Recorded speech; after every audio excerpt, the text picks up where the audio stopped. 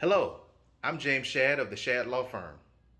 I have a statewide practice in the state of South Carolina, and I practice primarily in the areas of family law, criminal defense, and personal injury. I have enjoyed representing folks for the past 21 years. Over the next several weeks, I'm going to be discussing with you divorce. One of the most difficult decisions that my clients have had to make is to decide to leave their spouse.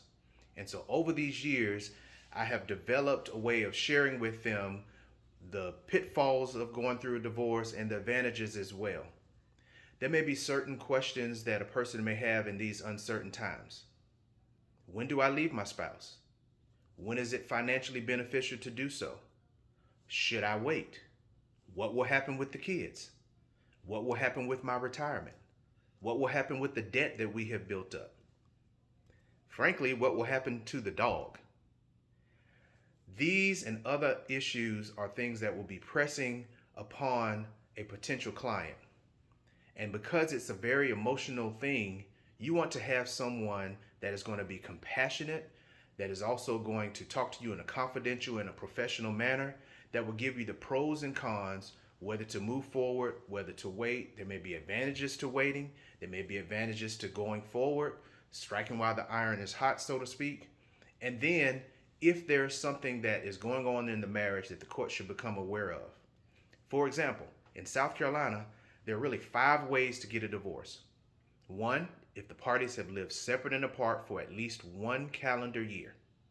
2, if one spouse has committed adultery. 3, if a spouse suffers from habitual drunkenness or habitual drug use. That's the 4th one. And then lastly, if one party has deserted the other party for at least a year. Now that is pretty much, it's a rare one that's used now because it's easier to prove that you've been separated for a year as opposed to showing that your spouse has deserted you. But there are other implications that you have to look at as well. Are there joint bank accounts that have to be unwound? Is there a business that you are a part of with your spouse? And that has to be unwound. There are children involved. Who's going to get custody of the children? Who's going to have to pay child support? What does visitation look like? There's a plethora of information that an attorney, an experienced attorney, will be able to share with you.